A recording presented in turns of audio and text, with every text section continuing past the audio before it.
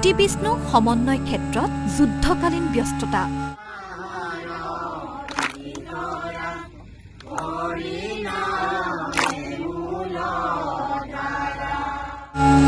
শ্ৰীমন্ত শংকৰদেৱ সংঘৰ ৯৫ সংখ্যক বাৰ্ষিক অধিৱেশনলৈ মাজত মাত্ৰ ৬ দিন বাকী। হৰিনামৰ ধ্বনিৰে মুখৰিত জামুকুৰিহাটৰ জ্যোতি বিষ্ণু সমন্বয় ক্ষেত্ৰৰ আকাশ বতাহ।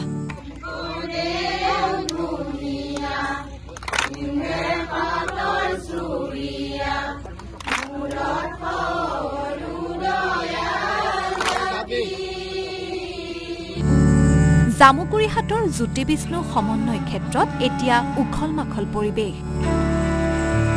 ৬ ফেব্ৰুৱাৰীৰ পৰা ৩দিনীয়াকৈ অনুষ্ঠিত হ'বলগীয়া অধিৱেশনখনত কেন্দ্ৰীয় সেৱা বাহিনীৰ ১৫,০০০ সেৱক সেৱিকাই সেৱা আগবঢ়াব।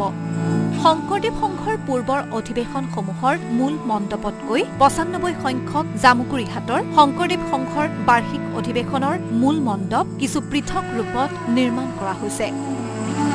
জামুকুৰিহাটৰ অধিৱেশনৰ মূল মণ্ডপ নিৰ্মাণ কৰা হৈছে প্ৰাকৃতিক উপাদানেৰে।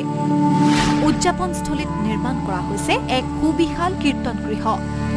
অধিৱেশনৰ বাবে নিৰ্মাণ কৰা হৈছে ৩৪খনকৈ সুন্দৰ তোৰণ।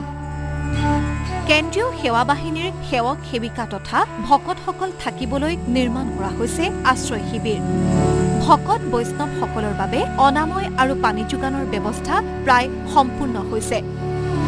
নিৰ্মাণ কৰা হৈছে ১৫০০ শৌচাগাৰ, ১৫০০ স্নানাগাৰ আৰু ৭০০ প্ৰস্ৰাৱগাৰ। শিবিৰসমূহ নিৰ্মাণ প্ৰায় সম্পূৰ্ণ হৈছে। শিবিৰসমূহ ভকতসকলৰ কাৰণে ব্যৱস্থা কৰিছে। শিবিৰৰ লগত জড়িত ভকতসকল থাকিবৰ বাবে আমাৰ অনাময় ব্যৱস্থাটো ঠিক সেইমতে কৰি থকা হৈছে যে আমাৰ অনাময় ব্যৱস্থাত ১৫০০ শৌচাগাৰ, ১৫০০ স্নানাগাৰ আৰু ৬০০ পৰা ৭০০ মান আমি প্ৰস্ৰাৱগাৰৰ ইয়াত ব্যৱস্থা কৰিছোঁ। লগতে এইখিনি নিৰ্মাণ কৰাত আমাক অসম চৰকাৰৰ জনস্বাস্থ্য কাৰিকৰী বিভাগে আমাৰ যথেষ্ট সহযোগিতা আগবঢ়াইছে। তেখেতসকলেও আমাৰ এইখিনি নিৰীক্ষণ কৰিছে। তেখেতসকলৰ পৰ্যবেক্ষণতে কামখিনি আমাৰ সম্পন্ন হৈ আছে। পানী যোগানৰ বাবে ৪০ শতাধিক দমকলৰ ব্যৱস্থা কৰিছে উদযাপন সমিতিয়ে। এইদৰে এতিয়া জামুকুৰিহাটৰ জ্যোতি বিষ্ণু সমন্বয় ক্ষেত্ৰত সকলোৰে ব্যস্ততাৰ সীমা নোহোৱা পৰিলক্ষিত হৈছে। জামুকুৰিহাটৰ পৰা ৰুবেন মহন্তৰ ৰিপৰ্ট, আছাম টক্স।